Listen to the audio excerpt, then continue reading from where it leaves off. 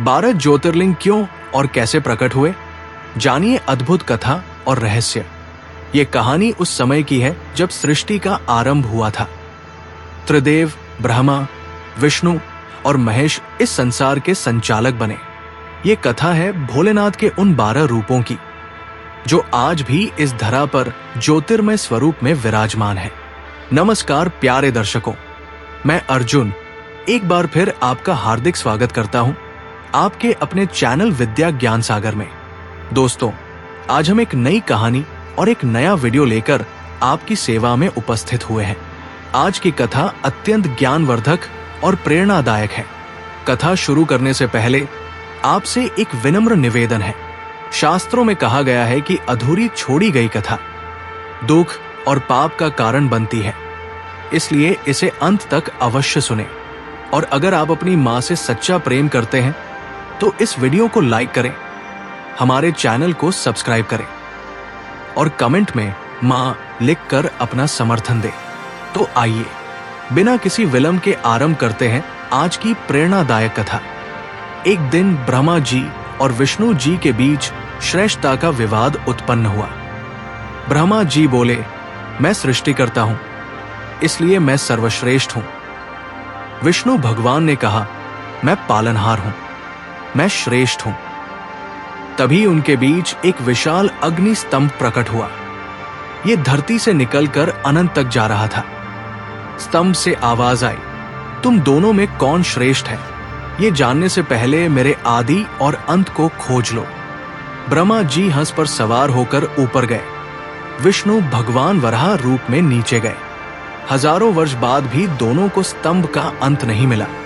जब वे वापस लौटे तो अग्नि स्तंभ से भगवान शिव प्रकट हुए। उन्होंने कहा, मैं आदि हूं, मैं अंत हूं, मैं सर्वत्र व्याप्त हूं। विष्णु भगवान ने तुरंत नमन किया, लेकिन ब्रह्मा जी ने केतकी फूल की झूठी गवाही से कहा कि उन्होंने शिखर देख लिया। शिव जी को क्रोध आया और उन्होंने कहा, आज से तुम्हारी पूजा संसार में नहीं होगी। यहीं से शुरू हुई ज्योतिर्लिंगों की कथा। सोमनाथ पहला ज्योतिर्लिंग प्रभास क्षेत्र में स्थापित हुआ। इसकी कथा है चंद्रदेव सोम की। चंद्रदेव ने दक्ष प्रजापति की 27 कन्याओं से विवाह किया था, लेकिन उनका प्रेम केवल रोहिणी से था। बाकी 26 पत्नियों की उन्होंने उपेक्षा की। पत्नियों ने अपने पिता दक्ष से शिकायत की। दक्ष को बहुत क्रोध आया। उन्होंने चंद्रदेव को श्राप दे दिया, तुम क्षय को प्राप्त होगे, तुम्हारा तेज, तुम्हारी चमक सब नष्ट हो जाएगी। और ऐसा ही हुआ। चंद्रदेव दिन प्रतिदिन क्षीण होते गए। उनकी सुंदरता, उनका प्रकाश सब मिटने लगा। वे बहुत दुखी हुए। उन्होंने हर देवता से प्रार्थना की, लेकिन कोई उपाय नहीं मिला। अंत में उन्हें बताया गया कि केवल महादेव ही उन्हें इस श्राप से मुक्त कर सकते हैं। चंद्रदेव प्रभास क्षेत्र में आए और घोर तपस्या करने लगे। वे बिना अन्न जल के, बिना निद्रा के केवल शिव के नाम का जाप करते रहे। सहस्त्र वर्षों की तपस्या के बाद भगवान शिव प्रकट हुए। चंद्रदेव की आंखों में आंसू थे। वे बोले, प्रभु, मैंने अपराध किया, लेकिन मेरा नाश पूरे संसार के लिए अंधकार ले आएगा, मुझे क्षमा कीजिए। शिव जी ने करुणा से कहा, श्राप को पूरी तरह मिटाया नहीं जा सकता, लेकिन मैं तुम्हें अर्धचंद्र बनाऊंगा। 15 दिन तुम घटोगे और 15 दिन तुम बढ़ोगे। इस प्रकार तुम्हारा अस्तित्व बना रहेगा। और उसी स्थान पर भगवान शिव ज्योतिर्लिंग रूप में स्थापित हो गए। ये था सोमनाथ, सोम के नाथ, चंद्रदेव के स्वामी। दूसरा ज्योतिर्लिंग मल्लिकार्जुन, आंध्र प्रदेश। श्रीशैल पर्वत पर स्थित है मल्लिकार्जुन ज्योतिर्लिंग। इसकी कथा है कार्तिकेय और गणेश जी की। एक बार नारद जी ने शिव पार्वती के दोनों पुत्रों में प्रतिस्पर्धा करवा दी। उन्होंने कहा कि जो सबसे पहले पूरे ब्रह्मांड की परिक्रमा करके आएगा उसका विवाह पहले होगा। कार्तिकेय अपने मयूर पर सवार होकर तुरंत निकल पड़े। वे तीव्र गति से उड़ते हुए ब्रह्मांड की यात्रा पर चल दिए। लेकिन गणेश जी समझदार थे। उन्होंने शिव पार्वती की परिक्रमा की और कहा, माता पिता में ही सारा ब्रह्मांड समाया है। मैंने पूरे संसार की परिक्रमा कर ली। शिव पार्वती प्रसन्न हुए और गणेश जी का विवाह रिद्धि सिद्धि से करवा दिया। जब कार्तिकेय वापस लौटे और उन्हें यह पता चला तो वे बहुत क्रोधित हुए। उन्हें लगा कि उनके साथ अन्याय हुआ है। क्रोध में कार्तिकेय क्रौंच पर्वत पर चले गए और वहां रहने लगे। माता पार्वती को बहुत दुख हुआ। वे अपने पुत्र को मनाने गई, लेकिन कार्तिकेय ने उन्हें भी नहीं सुना। पार्वती जी ने शिव जी से प्रार्थना की। महादेव दोनों को लेकर कार्तिकेय के पास गए, लेकिन अभिमान में डूबे कार्तिकेय 3 क्रोश दूर चले गए। शिव पार्वती बहुत दुखी हुए। पार्वती जी की आंखों में आंसू आ गए। उन्होंने कहा, मेरा पुत्र मुझसे ही दूर भाग रहा है। मुझसे बड़ा दुख इस संसार में और क्या हो सकता है। माता के इस दुख को देखकर भगवान शिव ने उसी स्थान पर ज्योतिर्लिंग रूप में स्थापित होने का निर्णय लिया। वे बोले, मैं यहां सदा के लिए विराजूंगा, ताकि जो भी पुत्र वियोग से दुखी हो वो यहां आकर शांति पा सके। और इस प्रकार मल्लिकार्जुन ज्योतिर्लिंग की स्थापना हुई। ये स्थान आज भी मातृशक्ति और शिव शक्ति के संयोग का प्रतीक है। यहाँ भ्रमरांबा देवी का भी निवास है। तीसरा ज्योतिर्लिंग महाकालेश्वर, मध्य प्रदेश। उज्जैन की धरती पर विराजमान है महाकालेश्वर। इनकी कथा है समय के स्वामी की, काल के महाकाल की। उज्जैनी नगरी में एक ब्राह्मण रहता था, वेदप्रिय। वो बहुत श्रद्धालु था। वो हर दिन मिट्टी का शिवलिंग बनाकर उसकी पूजा करता था। उसके 4 पुत्र भी उतने ही भक्त थे। उसी समय रत्नमाल नाम का एक असुर था। वो बहुत शक्तिशाली था और उसने शिव के भक्तों को सताना शुरू कर दिया। एक दिन उसने उज्जैनी पर आक्रमण कर दिया। वेदप्रिय और उसके पुत्र पूजा में लीन थे। उन्हें बाहर की कोई खबर नहीं थी। जब असुर उनके घर तक पहुंच गया तो वेदप्रिय ने केवल शिव का नाम लिया, हे महादेव रक्षा करो। और अद्भुत घटना घटी। वो मिट्टी का शिवलिंग फट गया और उसमें से एक विशाल ज्योति प्रकट हुई। उस ज्योति से भगवान शिव प्रकट हुए, लेकिन ये कोई साधारण रूप नहीं था। ये महाकाल का रूप था, समय का सबसे भयंकर रूप। महाकाल का रूप इतना विकराल था कि सारी दिशाएं कांप उठीं। उनकी 3 आंखें अग्नि की तरह जल रही थी। उनके हाथों में त्रिशूल था जो बिजली की तरह चमक रहा था। उनके गले में नरमुंडों की माला थी। उनकी जटाओं से गंगा और विष दोनों प्रवाहित हो रहे थे। रत्नमाल असुर देखते ही रह गया। उसकी सारी शक्ति, उसका सारा अभिमान एक पल में राख हो गया। महाकाल ने एक ही क्षण में उसका संहार कर दिया। वेदप्रिय और उसके पुत्रों ने प्रार्थना की, प्रभु आप सदा यही रहिए, इस नगरी की रक्षा कीजिए। महाकाल बोले, मैं यहां सदा निवास करूंगा। मैं काल का भी काल हूं। जो मुझे भजेगा उसे यमराज भी नहीं छू सकेगा। और आज भी महाकालेश्वर मंदिर में भस्म आरती होती है। ये एकमात्र ज्योतिर्लिंग है जो दक्षिण मुखी है, जो यमराज की दिशा की ओर मुंह किए हुए है।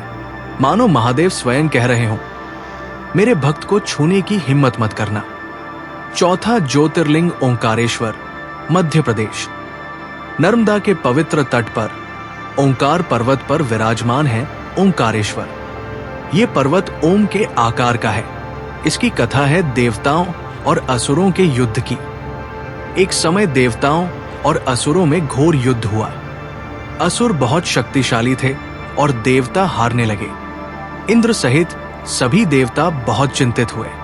वे नारद जी के पास गए। नारद जी ने कहा, आपको शिव जी की आराधना करनी होगी। केवल महादेव ही आपकी रक्षा कर सकते हैं। देवताओं ने नर्मदा के तट पर आकर घोर तपस्या की। उन्होंने पृथ्वी की मिट्टी से एक विशाल शिवलिंग बनाया और उसकी आराधना करने लगे। वे दिन रात शिव का नाम जपते रहे। उनकी तपस्या से प्रसन्न होकर भगवान शिव प्रकट हुए। उन्होंने पूछा, क्या चाहिए तुम्हें?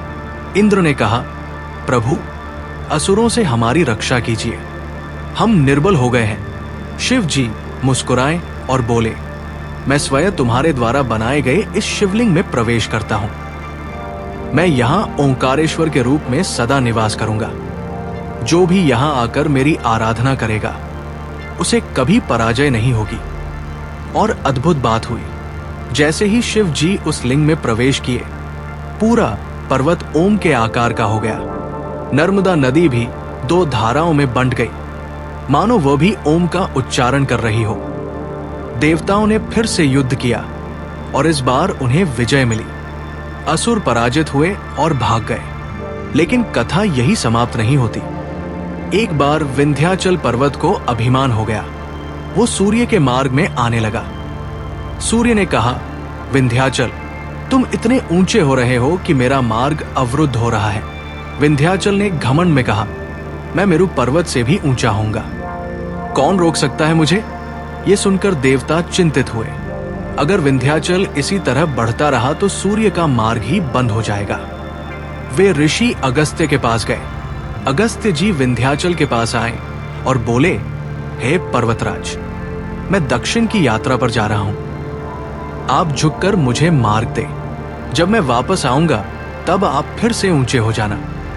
विंध्याचल ने गुरु का सम्मान करते हुए झुक गए। लेकिन अगस्त्य जी वापस नहीं लौटे और विंध्याचल आज भी उनकी प्रतीक्षा में झुके हुए हैं। इसी विंध्याचल के पास है ओंकारेश्वर। यहाँ का वातावरण इतना दिव्य है कि यहाँ आते ही मन शांत हो जाता है। नर्मदा की लहरें ओम का जाप करती प्रतीत होती है। 5वां ज्योतिर्लिंग केदारनाथ, उत्तराखंड। हिमालय की बर्फीली चोटियों के बीच, जहां धरती स्वर्ग से मिलती है, वहां विराजमान है केदारनाथ। इनकी कथा है पांडवों की उस महान युद्ध के बाद की।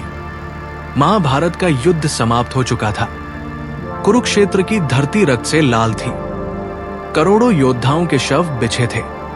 पांडवों ने युद्ध तो जीत लिया था, लेकिन उनका मन शांत नहीं था। वे अपने ही भाइयों, अपने ही गुरुजनों की हत्या के दोषी थे। युधिष्ठिर का हृदय पश्चाताप से भर गया। वे द्रौपदी सहित सभी भाइयों के साथ वेदव्यास जी के पास गए। रोते हुए बोले, गुरुदेव, हमने अपने ही परिवार का नाश कर दिया। ये पाप कैसे धुलेगा? व्यास जी ने कहा, तुम्हें ब्रह्म हत्या और गोहत्या का पाप लगा है। इससे मुक्ति केवल महादेव दे सकते हैं। तुम्हें शिव जी की खोज में जाना होगा। पांडव काशी पहुंचे, लेकिन शिव जी वहां नहीं मिले। वे जानते थे कि पांडव आ रहे हैं। वे नहीं चाहते थे कि इतनी आसानी से पांडवों को क्षमा मिल जाए। पांडवों को अपने पाप का भान होना आवश्यक था। शिव जी बैल का रूप धारण कर हिमालय की ओर चल दिए। पांडव भी उनका पीछा करते रहे। केदार में जाकर वो बैल गायों के झुंड में छिप गया। भीम समझ गए कि ये कोई साधारण बैल नहीं है। उन्होंने अपना विशाल रूप धारण किया और 2 पहाड़ों पर अपने पैर रखकर खड़े हो गए। बाकी गायें तो उनके पैरों के बीच से निकल गई, लेकिन वो बैल नहीं निकला। जब भीम ने उसे पकड़ने की कोशिश की तो बैल जमीन में समाने लगा। भीम ने उसका पिछला भाग पकड़ लिया। शिव जी समझ गए कि पांडवों की भक्ति सच्ची है। वे प्रकट हुए और बोले, तुमने मुझे पकड़ लिया। तुम्हारा पश्चाताप सच्चा है। मैं तुम्हें क्षमा करता हूं। पांडवों की आंखों में आंसू आ गए। युधिष्ठिर बोले, प्रभु, आप यही सदा के लिए रहिए। जो भी पापी हो, जो भी दुखी हो, वो यहां आकर मुक्ति पा सके। शिव जी ने स्वीकृति दी और जहां भीम ने बैल का पिछला भाग पकड़ा था, वहां शिव जी ने ज्योतिर्लिंग रूप में स्थापित होने का निर्णय लिया। यही है केदारनाथ। 6वां ज्योतिर्लिंग भीमशंकर, महाराष्ट्र। सह्याद्री पर्वत की घनी वनों में छिपा है भीमशंकर ज्योतिर्लिंग। इसकी कथा है भीम नाम के एक भयंकर असुर की। कुंभकर्ण के पुत्र भीम ने ब्रह्मा जी से वरदान प्राप्त किया और बहुत अत्याचार करने लगा। कामरूप राज्य में भीमा नाम का एक शिव भक्त रहता था। भीम असुर ने उसे बहुत सताया। एक दिन भीम असुर ने कहा, तुम्हारा शिव कहाँ है? मेरा सामना करने को कहो। भीमा ने शिव का नाम लिया और आकाश फट गया। शिव जी ने भैरव रूप धारण किया और भीम असुर को त्रिशूल से बींध दिया। भीम असुर ने मरते समय क्षमा मांगी।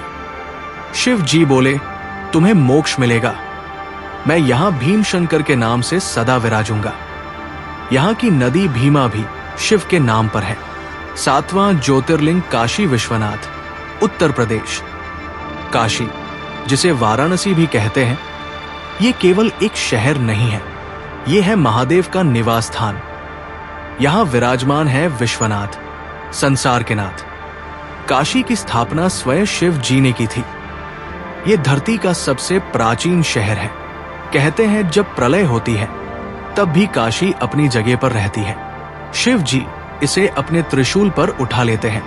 काशी में विश्वनाथ ज्योतिर्लिंग की महिमा अपरंपार है। यहाँ आने मात्र से ही मोक्ष की प्राप्ति होती है। शिव जी यहाँ सबके कान में तारक मंत्र देते हैं। राम नाम सत्य है।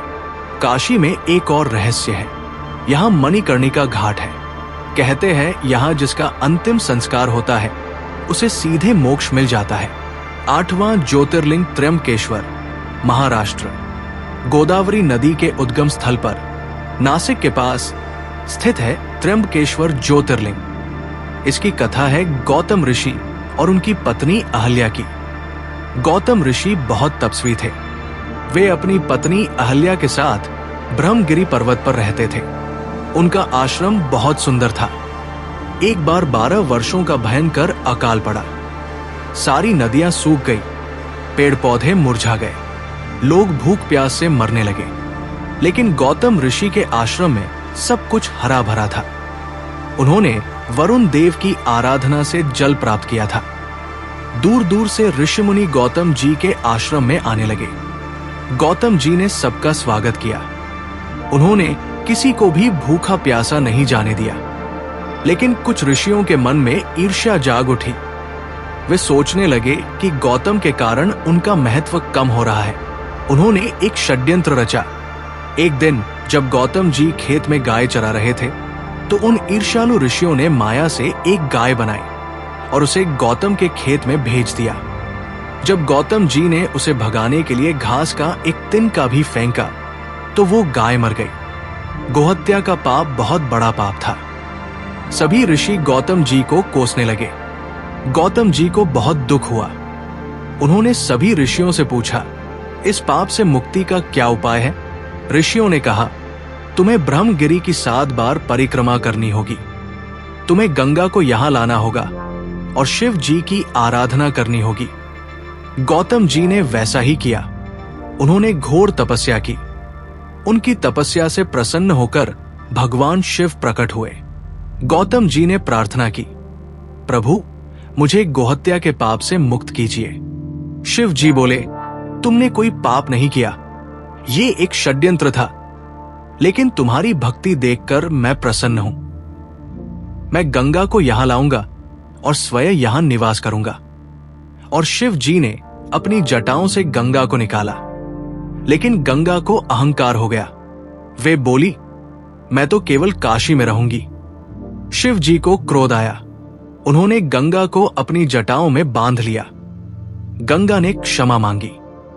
तब शिव जी ने उन्हें मुक्त किया और वे गोदावरी के नाम से बहने लगी। त्र्यंबकेश्वर में शिवलिंग बहुत अद्भुत है। ये एक छोटे कुएं में है और उसमें 3 मुख दिखाई देते हैं, ब्रह्मा, विष्णु और महेश के। इसलिए इसे त्र्यंबकेश्वर यानी 3 नेत्रों वाला भगवान कहते हैं। 9वां ज्योतिर्लिंग वैद्यनाथ, झारखंड। देवघर में स्थित है वैद्यनाथ ज्योतिर्लिंग। इसकी कथा है लंकाप्ती रावण की। रावण बहुत बड़ा विद्वान था। उसने 4 वेद पढ़े थे। वो शिव का परम भक्त भी था, लेकिन उसमें अहंकार भी बहुत था। एक बार रावण ने सोचा कि वो शिव जी को प्रसन्न करके उनसे अमरता का वरदान मांगेगा। उसने कैलाश पर्वत पर जाकर घोर तपस्या शुरू की। रावण की तपस्या इतनी कठोर थी कि देवता भी चकित रह गए। उसने एक एक करके अपने 10 सिर शिव जी को अर्पित करने शुरू कर दिए। जब उसने 9वां सिर काट दिया तो शिव जी प्रकट हुए। शिव जी बोले, रावण, तुम्हारी भक्ति अद्वितीय है, मैं तुमसे प्रसन्न हूं, वरदान मांगो। रावण ने कहा, प्रभु मुझे अमरता दीजिए। शिव जी ने कहा, यह संभव नहीं, कुछ और मांगो। रावण ने सोचा और बोला, तो मुझे इतनी शक्ति दीजिए कि मैं अपराजित रहूं और आप मेरे साथ लंका चलिए। शिव जी ने अमरता तो नहीं दी, लेकिन उन्होंने रावण को अपार शक्ति दी और एक शिवलिंग देकर बोले, ये लिंग तुम लंका ले जा सकते हो, लेकिन एक शर्त है, इसे जमीन पर मत रखना। अगर ये जमीन को छू गया तो वही स्थापित हो जाएगा। रावण खुशी खुशी शिवलिंग लेकर चला। देवता चिंतित हो गए, अगर शिव रावण के साथ चले गए तो रावण और भी शक्तिशाली हो जाएगा। देवताओं ने गणेश जी से प्रार्थना की। गणेश जी ने एक युक्ति सोची। उन्होंने एक गडरिये का रूप धारण किया और रावण के रास्ते में आ गए। जब रावण देवघर के पास पहुंचा तो उसे बहुत तेज लघु शंका लगी, लेकिन शिवलिंग को जमीन पर नहीं रख सकता था। तभी गणेश जी गडरिये के रूप में आए। रावण ने उनसे कहा, क्या तुम थोड़ी देर ये शिवलिंग पकड़ सकते हो? मैं लघु शंका करके आता हूं। गडरिया बोला, ठीक है, लेकिन मैं ज्यादा देर नहीं पकड़ सकता। अगर तुम जल्दी नहीं आए तो मैं इसे जमीन पर रख दूंगा। रावण जल्दी से गया, लेकिन गणेश जी ने माया से ऐसा किया कि रावण को वापस आने में बहुत समय लग गया और गडरिये ने शिवलिंग को जमीन पर रख दिया।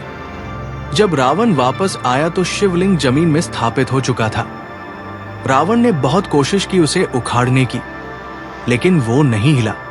रावण को बहुत गुस्सा आया, लेकिन फिर उसे समझ आया कि ये शिव जी की ही इच्छा थी। रावण ने वही शिव जी की पूजा की। शिव जी प्रकट हुए और बोले, रावण, तुम्हारी भक्ति सच्ची है। मैं यहां वैद्यनाथ के रूप में सदा निवास करूंगा। 10वां ज्योतिर्लिंग नागेश्वर, गुजरात।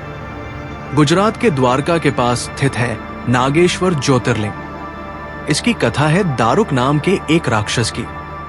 सुप्रिय नाम का एक व्यापारी शिव का परम भक्त था। दारुक नाम के राक्षस ने उसे और अन्य व्यापारियों को बंदी बना लिया।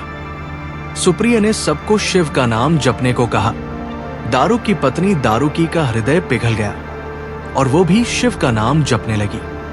जब दारुक को पता चला तो वो क्रोधित हो गया। तभी शिव जी प्रकट हुए और दारुक का वध कर दिया। सुप्रिय ने प्रार्थना की कि शिव जी यही रहें। शिव जी नागेश्वर के रूप में वहां स्थापित हो गए। नागेश्वर का अर्थ है सर्पों का ईश्वर। 11वां ज्योतिर्लिंग रामेश्वरम, तमिलनाडु। रामेश्वरम तमिलनाडु में स्थित ये ज्योतिर्लिंग सबसे दक्षिण में है। इसकी कथा है भगवान राम और सीता माता की। जब राम जी ने रावण का वध कर दिया तो उन्हें ब्रह्म हत्या का पाप लगा।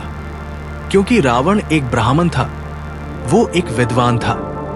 राम जी बहुत दुखी हुए।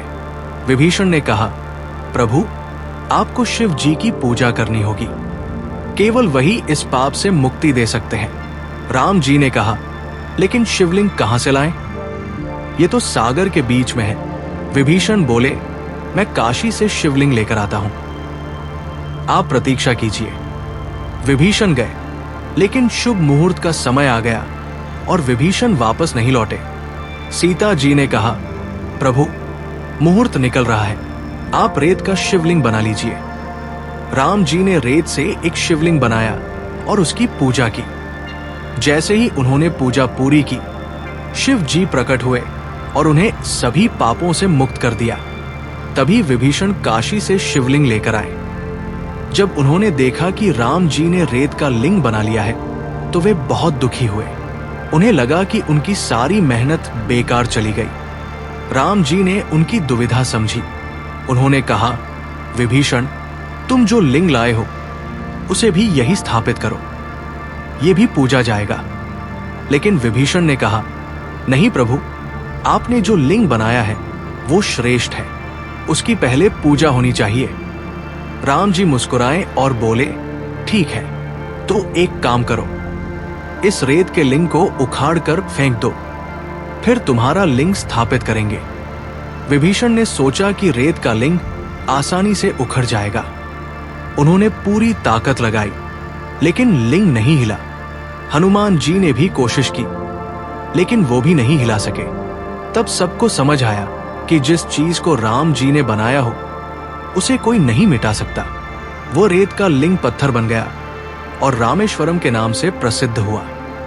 यहां 2 शिवलिंग हैं, एक रामलिंग जो राम जी ने बनाया और एक विश्वनाथ लिंग जो विभीषण लाए। आज भी यहां पहले रामलिंग की पूजा होती है, फिर विश्वनाथ लिंग की। 12वां ज्योतिर्लिंग घुश्मेश्वर, महाराष्ट्र, औरंगाबाद के पास एलोरा की गुफाओं के समीप स्थित है घुश्मेश्वर ज्योतिर्लिंग, जो 12 ज्योतिर्लिंगों में अंतिम है। इसकी कथा है घुश्मा नाम की एक सती नारी की। देवगिरी नामक स्थान पर सुधर्मा नाम का एक ब्राह्मण रहता था। वो बहुत धार्मिक था। उसकी पत्नी का नाम सुदेहा था, लेकिन उन्हें कोई संतान नहीं थी। सुदेहा को बहुत दुख था। उसने अपनी बहन घुश्मा से कहा, तुम मेरे पति से विवाह कर लो, शायद तुम्हें संतान हो जाए। घुश्मा बहुत सरल और धार्मिक थी। वो हर दिन मिट्टी के 100 शिवलिंग बनाती, उनकी पूजा करती और फिर उन्हें पास की झील में विसर्जित कर देती। कुछ समय बाद घुश्मा को एक पुत्र हुआ। वो बहुत सुंदर और गुणवान था। सुदेहा को ईर्ष्या होने लगी। उसने सोचा कि अब सारा प्यार घुश्मा और उसके पुत्र को ही मिलेगा। एक रात जब सब सो रहे थे, सुदेहा ने क्रूरता से घुश्मा के पुत्र की हत्या कर दी। सुबह जब यह पता चला तो सब बहुत दुखी हुए। सुधर्मा रोने लगा, लेकिन घुश्मा शांत थी। उसकी आंखों में आंसू थे, लेकिन वो क्रोधित नहीं थी। वो बोली, ये तो भगवान की इच्छा है, मैं उन्हें स्वीकार करती हूं। और अद्भुत बात यह है कि घुश्मा ने अपनी पूजा नहीं छोड़ी। वो रोज वैसे ही 100 शिवलिंग बनाती, पूजा करती और विसर्जित करती। एक दिन जब वो पूजा कर रही थी तो भगवान शिव प्रकट हुए। उन्होंने कहा, घुश्मा, तुम्हारी भक्ति अद्भुत है। तुमने अपने पुत्र को खोया, लेकिन फिर भी तुमने मुझे नहीं छोड़ा। मैं तुमसे बहुत प्रसन्न हूं। वरदान मांगो। घुश्मा ने कहा, प्रभु, मुझे कुछ नहीं चाहिए, बस आप सबको सद्बुद्धि दीजिए। शिव जी मुस्कुराए और बोले, ऐसी निस्वार्थ भक्ति मैंने बहुत कम देखी है। मैं तुम्हारे पुत्र को जीवित करता हूं और मैं यहां सदा के लिए निवास करूंगा। मेरा नाम घुश्मेश्वर होगा। वो झील जहां घुश्मा शिवलिंग विसर्जित करती थी, वो आज भी मौजूद है। उसे शिवालय कुंड कहते हैं। यहां स्नान करने से सभी पाप धुल जाते हैं। तो ये थी 12 ज्योतिर्लिंगों की कथा। जो व्यक्ति इन 12 ज्योतिर्लिंगों के दर्शन करता है वो सच में धन्य है। जय भोलेनाथ, जय महाकाल, जय ज्योतिर्लिंग।